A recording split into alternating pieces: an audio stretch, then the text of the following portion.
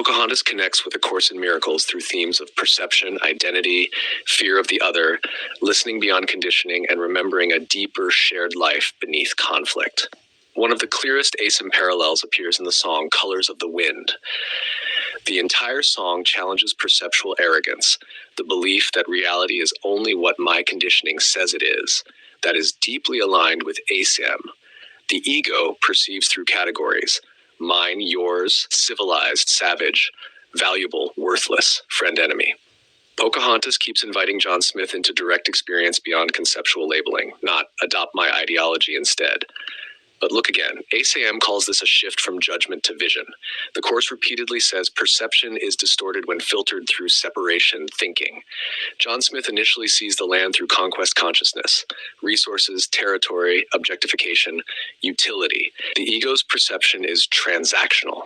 Pocahontas relates to life relationally instead. The river, wind, animals, trees, all are experienced as interconnected participation rather than objects to dominate. ACIM would not necessarily frame this as nature worship, but it would resonate with the undoing of perceptual separation. The ego divides reality into hierarchies and ownership structures. Spirit recognizes shared being.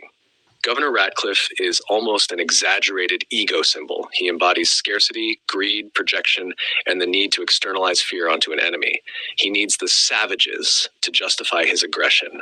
ACIM says this mechanism is foundational to the ego. First project guilt outward, then attack what was projected. The enemy becomes psychologically necessary to preserve the false self-concept.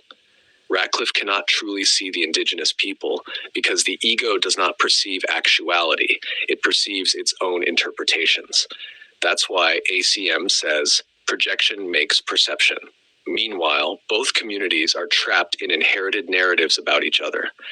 Fear escalates not because either side fully understands the other, but because collective identity depends on maintaining separation. ACM would call this tribal consciousness, the attempt to establish selfhood through opposition. We are us because they are them.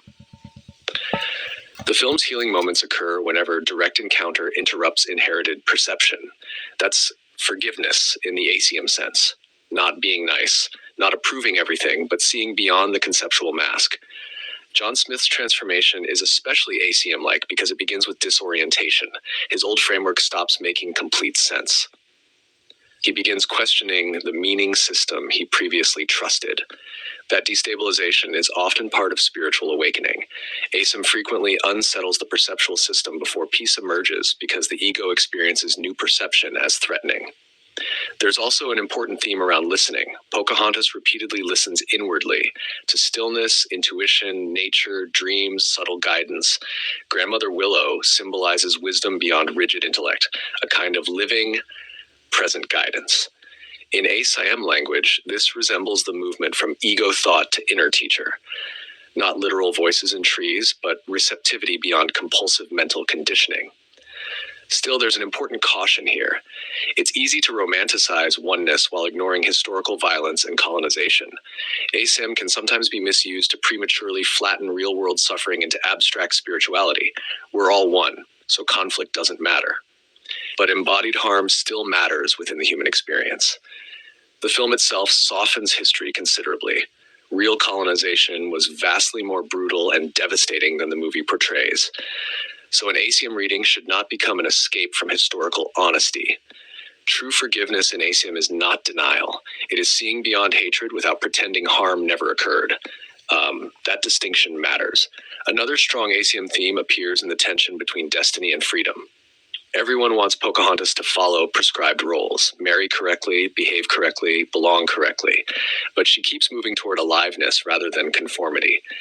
ACM constantly distinguishes between social scripts and true function. The ego says, become acceptable. Spirit asks what extends life, truth, and joining. And the ending matters too.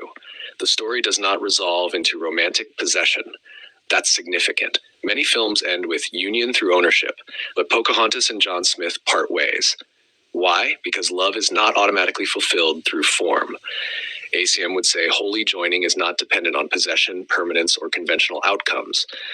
Sometimes love expresses itself through release rather than acquisition. The river keeps flowing. Life keeps moving. And perhaps the deepest ACM thread in the film is this. Peace becomes possible the moment perception softens enough to recognize that what seemed other was never truly separate from oneself.